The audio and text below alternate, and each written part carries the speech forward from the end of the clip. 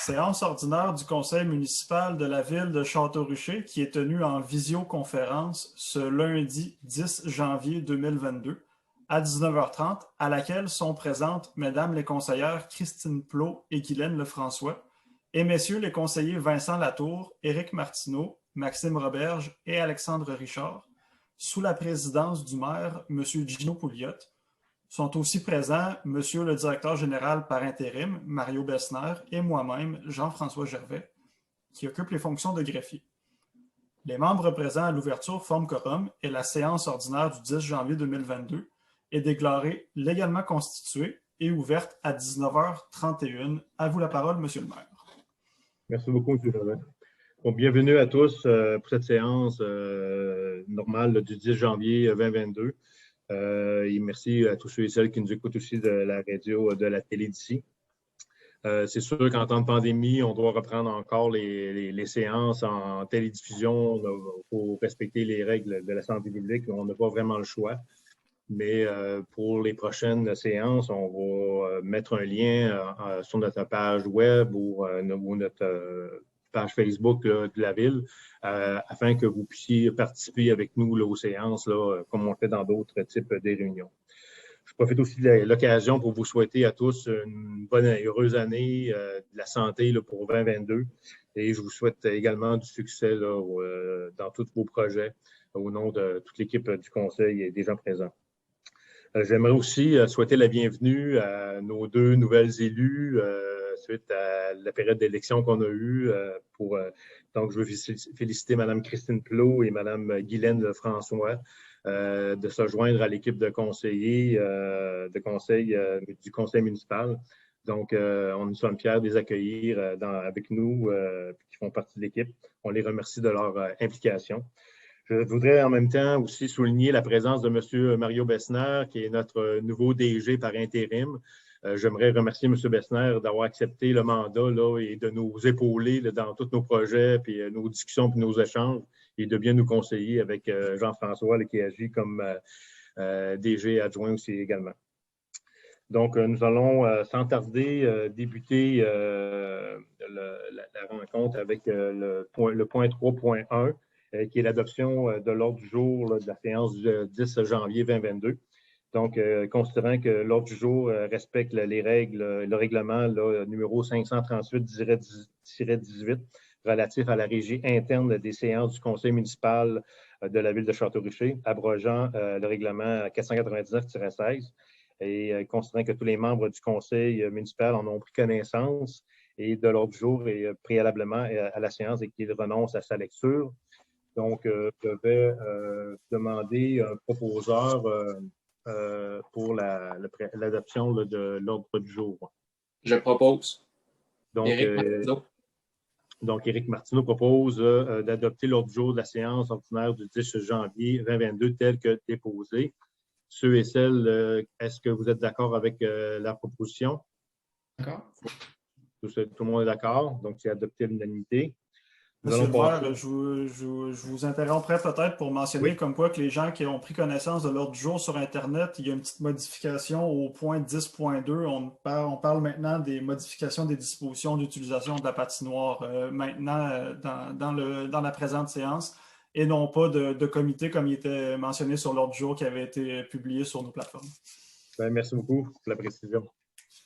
Donc, c'est adopté avec modification. Avec la modification au 10.2, effectivement. Merci. Donc, nous allons passer à l'adoption du procès-verbal de la séance ordinaire du 6 décembre 2021.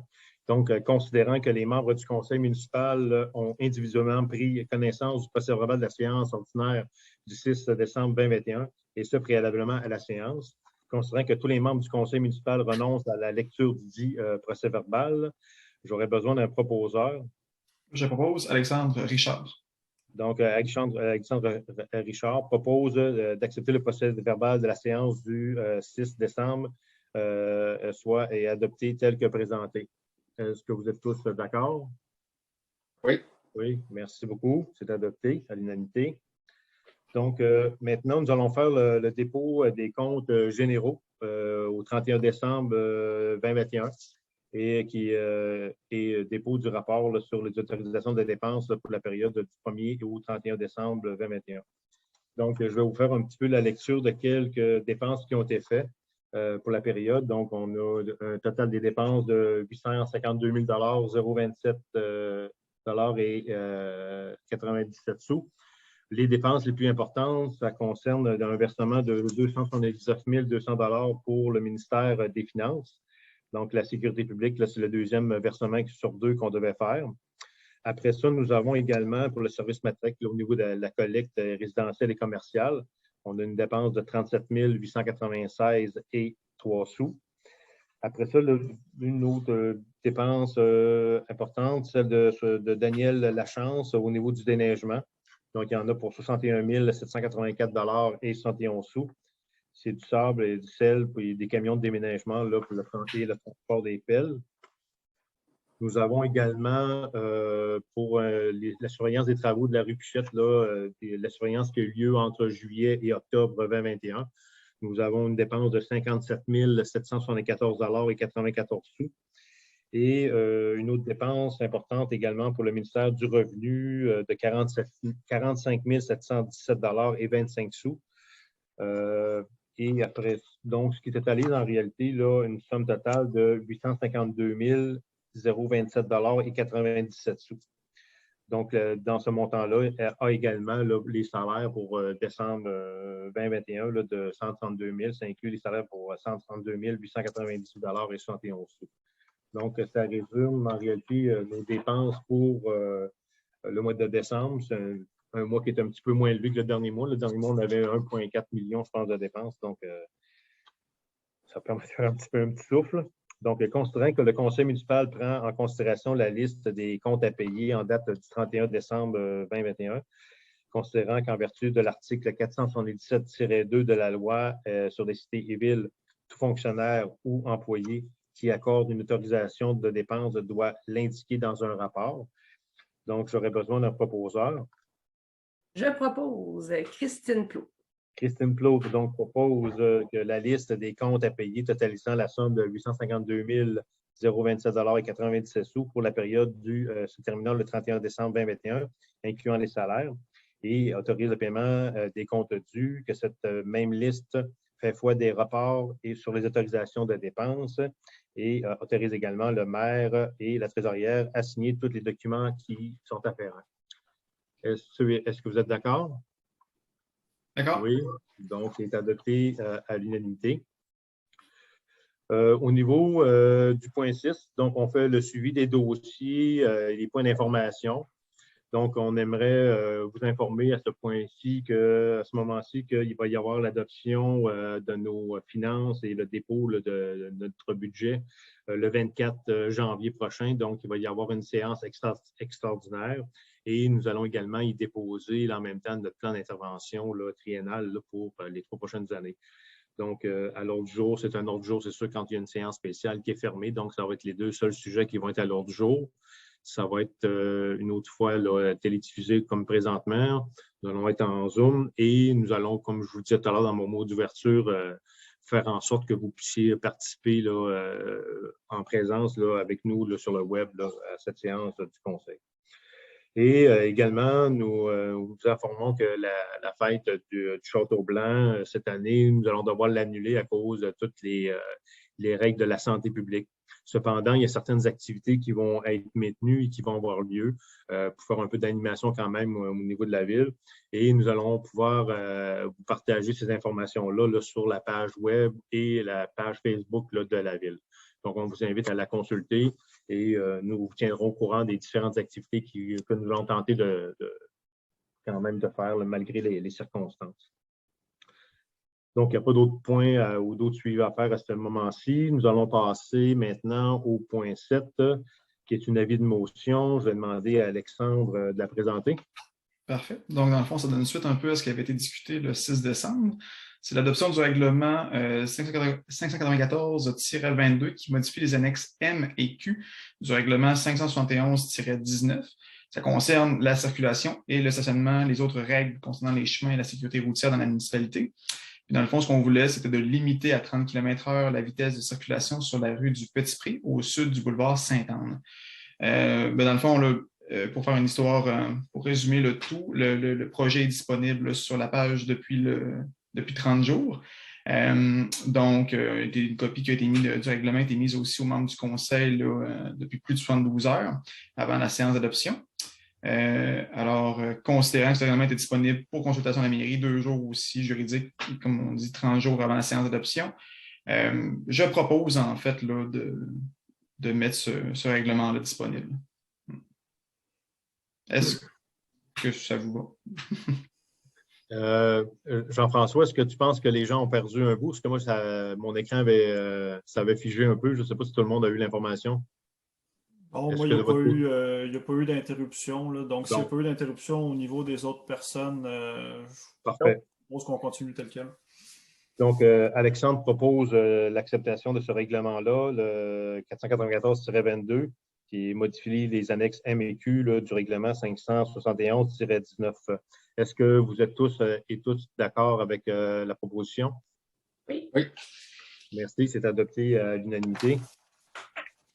Nous allons passer au point suivant. Donc, ça va être le dépôt des comptes rendus de la réunion du CCU. Donc, je dépose que le service de l'urbanisme a fait parvenir au conseil municipal et ce, préalablement à la séance, le compte rendu de la rencontre extraordinaire qui a été tenue là, le 7 décembre 2021 par le comité consultatif d'urbanisme. Donc, le dépôt est fait. Maintenant, je vais demander à Éric Martineau de nous présenter le point 8.2 qui est une demande d'autorisation pour lotissement de zones agricoles. Oui, pour les lots 4 583 418 et 4 583 420. Considérant que le requérant souhaite obtenir un appui du conseil municipal dans le cadre de sa demande d'autorisation à la Commission de protection du territoire agricole du Québec pour un lotissement en zone agricole. Considérant que le lot 4 583 418 d'une superficie de 4 043 m² accueille un usage résidentiel et que se déploie sur le lot voisin 4 583 420 les activités agricoles de la ferme des Jardins du Petit-Pré. Considérant que la demande d'autorisation viserait à céder une partie du lot où il y a un usage résidentiel, au lot voisin qui accueille des activités agricoles de la ferme des Jardins du Petit-Pré. Considérant que le gain de superficie sur le lot 4 583 420 qui accueille les activités agricoles de la ferme des Jardins du Petit-Pré permettrait de construire à proximité du complexe de serre existant un nouveau bâtiment de chauffage à la biomasse et que ce projet est approuvé par le programme Bioénergie du ministère de l'Énergie et des Ressources naturelles du Québec, considérant que le nouveau bâtiment servirait également à la production de végétaux, considérant que l'actuel découpage des 2 lots n'offre pas les conditions permettant de réaliser de projets de renouvellement des installations de chauffage, considérant que le lotissement respecterait l'ensemble des normes prévues au règlement de lotissement 576-20 et au règlement de zonage 575-20 de la ville de Château-Richer. En conséquence, il est proposé par Vincent Latour d'appuyer la demande du requérant auprès de la Commission de la protection du territoire agricole du Québec dans le but de faire du lotissement et de céder une partie du lot 4 583 418 au lot voisin 4 583 420 qui accueille les activités agricoles de la ferme des Jardins du Petit-Pré. Est-ce que tout le monde est d'accord? Est-ce que vous êtes tous d'accord? Oui. Parfait, merci, c'est adopté à l'unanimité. Donc, la résolution, le point 9.1, démission de M. Nicolas Bacon à titre de bénévole sur le comité des loisirs. Vincent, si tu peux en faire la présentation, s'il te plaît, Vincent Latour? Oui, merci. Considérant la démission de M. Nicolas Bacon, Lavoie, à titre de bénévole sur le comité des loisirs, considérant l'appréciation du conseil municipal à son égard, en conséquence, il est proposé par moi de prendre acte de la démission de M. Nicolas Bacon, Lavoie, à titre de pompière volontaire. Non, ça Il y a me une petite erreur ici, c'est à titre de bénévole sur le comité oui, mais des là, loisirs. Une excusez-moi, petite monsieur. erreur Oui, non, mais c'est quand même assez bien que ça soit sur moi. Mais je pourrais dire que de prendre acte de l'émission de M. Nicolas Bacon à titre de bénévole sur le comité des loisirs. On s'entend là-dessus? Oui. Parfait. De le remercier sincèrement pour ses excellents services rendus auprès du comité des loisirs de la ville de Château-Richer. Merci pour la coquille, c'est gentil. Mais Donc, vous m'excuserez. Vous m'excuserez, on prend des modèles de résolution qui existent déjà et vraisemblablement, j'ai oublié d'enlever la fin de cette phrase, vous m'excuserez. ben, c'est pas grave, Jean-François, on l'a tous lu, nous aussi, puis on n'a pas réalisé la coquille, c'est pas grave. La coquille. Donc, ça a été corrigé, c'est ça qui est important. J'invite les gens, est-ce que vous êtes tous et toutes d'accord avec la proposition? Oui. Oui, certainement. Merci beaucoup, c'est adopté à l'unanimité. Maintenant, je vais procéder au point 10.1, au dépôt des déclarations d'intérêt pécuniaire des élus de la ville de Château-Richer. Donc, conformément aux dispositions de l'article 358 de la loi sur les élections et les référendums dans les municipalités, tous les membres du conseil municipal ont déposé au conseil municipal leur formulaire de divulgation d'intérêt pécuniaire qui ont été mis à jour. Donc, il manquait les deux déclarations là, de Mme Christine Plot et de Mme Guylaine Lefrançois. Donc, une copie a été déposée, là, a été transmise là, au ministère des Affaires municipales et de l'Habitation. Donc, on a complété là, le dépôt de nos intérêts pécuniaires pour tout le monde. Ça va? Maintenant, nous passons au point 10.2, qui est la modification aux dispositions de l'utilisation de la patinoire. Donc, je vais demander à Maxime Robert, s'il vous plaît, de pouvoir le présenter, s'il vous plaît. Oui, merci, pas de problème. Donc, point 10.2, modification aux dispositions d'utilisation de la patinoire. Considérant la volonté du Conseil de faciliter la pratique d'activités physiques, considérant la volonté du Conseil de rendre les infrastructures municipales le plus accessibles possible à la population, considérant la réalité des familles de notre ville avec l'actuelle pandémie de COVID-19. En conséquence, je propose que les patinoires du terrain des loisirs soient éclairées tous les jours dès 16 h à partir du 11 janvier 2022, que la réservation de la grande patinoire en dehors des heures régulières d'ouverture soit désormais gratuite pour les citoyens de la ville et les équipes de hockey récréatifs et scolaires de la Côte de Beaupré, que les frais de 50 $ continueront de s'appliquer pour les résidents de l'extérieur de la municipalité, qu'une procédure de réservation de glace simple et efficace soit mise en place et publicisée aux citoyens, qu'un affichage de l'horaire des réservations de glace soit installé à la porte du chalet de loisirs, qu'une seule plage horaire par semaine puisse être réservée par un même groupe, que les plages horaires disponibles pour location soient de 16h30 à 18h tous les jours, de 9h30 à 11h le samedi, de 9h30 à 11h et 11h30 à 13h le dimanche et les jours de congé scolaire. Que l'accès à la petite patinoire demeure possible à tous en tout temps et que cette résolution soit valide uniquement jusqu'à la fin de la saison de patinage 2021-2022. Donc, est-ce que tout le monde est d'accord? Est-ce que vous êtes d'accord avec la proposition? Oui. Oui. Oui, c'est adopté à l'unanimité. Maintenant, au point 11, nous avons la correspondance. Donc, il n'y a eu aucune correspondance qui nous a été acheminée là, pour la période, durant les derniers mois. Au point 12, comme période de questions, nous avons reçu une question de M. Vézina, qui demandait en réalité, là, sa question portait sur l'escalier. Il voulait savoir en réalité le fait que l'escalier, il y a eu une passerelle, qu'il y a eu un prolongement de l'escalier. Est-ce que ça fait en sorte que ça a augmenté les coûts là, qui étaient prévus à l'origine? C'est sûr qu'en cours de route, lorsqu'on a constaté qu'il fallait prolonger la passerelle pour construire l'escalier, il a fallu faire une évaluation par un architecte là, pour s'assurer là, que les travaux étaient bien exécutés, allaient être bien exécutés, puis allaient être faits dans les règles de l'art.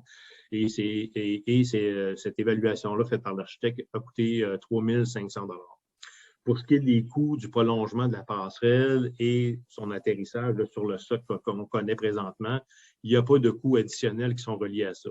Le muret qui est à la base de l'escalier le muret était déjà prévu là, au niveau du règlement d'emprunt, là, parce que lorsqu'on a fait la réfection de la rue Pichette, on a dû aussi renforcer la falaise. C'était déjà prévu dans l'évaluation. Et la construction du muret là, qui est à la base de la falaise était également prévue dans la construction. Donc, ça n'a pas été des coûts additionnels qui ont été additionnels. Il n'y a pas eu de coûts additionnels à ça là, suite à la construction du mur. Donc, en réalité, le prolongement, là, après vérification, le prolongement de l'escalier pour entrer avec la passerelle, ça n'a pas eu de coûts additionnels. Puis c'était déjà prévu aussi au niveau du règlement d'emprunt qui avait été fait là, lors de l'évaluation des coûts là, avec la réfection de la rue, la rue Pichet. Donc, ça fait le tour de la question. Puis, j'ai fait le tour des questions. Je n'ai pas autre chose à ajouter par rapport à la question qui a été posée par M. Vézina.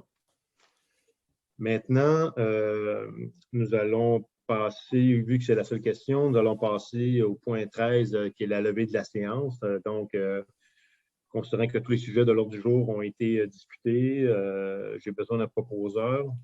Je propose Alexandre Richard.